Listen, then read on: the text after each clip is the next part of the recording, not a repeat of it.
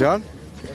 հա հետ էի վարժվել։ Պարոն Մանուկյան, վերջին իրադարձությունով սկսենք, հետցին զրկեցին լիցենզիայից, թերևս կանխատեսելի սցենար է, որովհետև այդ մասին ես հիշում եմ քննարկումներ կային դեռ անցյալ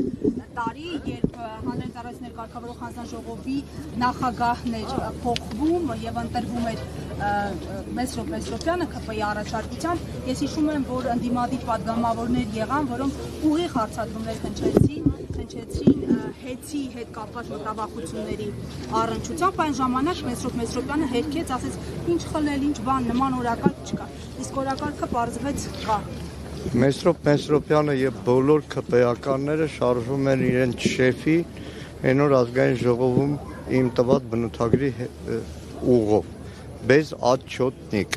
հայերեն նորից եմ կրկնում այդ բառը չկա անպատասխանատու բայց քանի որ տեսախցիկների առաջ եմ դիմում եմ վաղարշապատի խոշորացված համայնքի բոլոր այն բնակիչներին որոնք իրենց քվեն տվել են ԿՊ-ի տեխնացուին դիմում եմ Հայաստանի Հանրապետության բոլոր բնակիչներին չասեք չենք զգուշացրել չասենք ամիսներ շարունակ չենք զգուշացրել այն կուլակաթափությունը, որը այսօր այս ամիսներին արվում է հեծի հետ եւ վաղը Հայաստանի Հանրապետությունը միլիոնավոր դոլարների տուգանքների վճարման առաջ է կանգնելու, որը վճարելու են նույն վաղարշապատի ցանկացած այն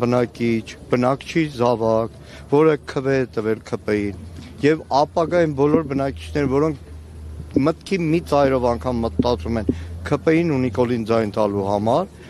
մասին այդ բոլորը կոպեկ առ կոպեկ իրենց քթից բերելու են, որովհետև այն միլիոնավոր դոլարները, որ անօրինական կուլակաթափությունով այսօր անում են Նիկոլ Փաշինյանի կամակորությամբ, նույն Մեսրոպյանի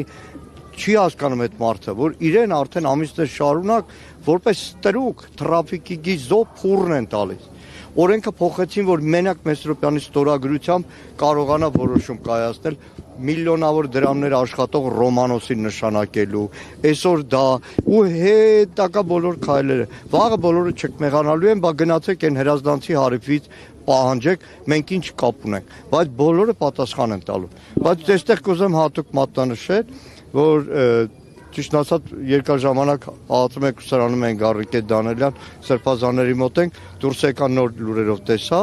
Արան Նռանյանը հանձնաժողովի անդամ դեմ է քվեարկել եւ շատ խորքային զգուշացումով որ վաղը սա կարող է լինել հակասահմանադրական սա օրենքների հակասող է եւ ի սկզբանե զգուշացրել նաեւ իր գործընկերներին որ վաղը մատաղեք լինելու Նիկոլի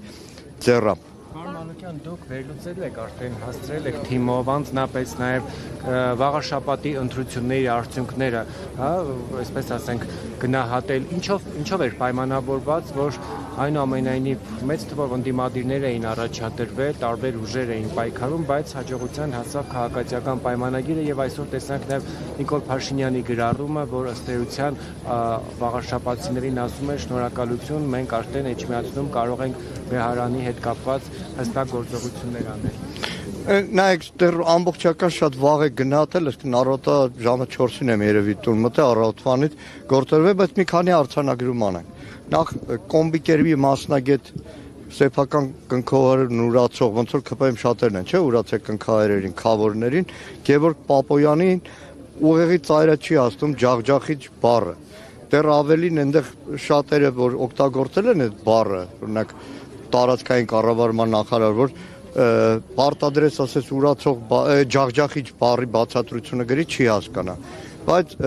մենակ պատկերը, որ ընդդիմադիր ավականու անդամների թիվը այնպիսին է, որ ջախջախելու հետ, ջախջախել, իրենք ջախջախվեցին այն Հայաստանի կառավարման ամբողջ ընթացքում։ Հիմա գալով ընտրություններին, պետք է մի քանի փաստ արձանագրել։ Նախ Վաղարշապատում տեղի չեն ունեցել ընտրություններ։ Վաղարշապատը իշխանությունների հերթական կամակորությամբ խոշորացվել է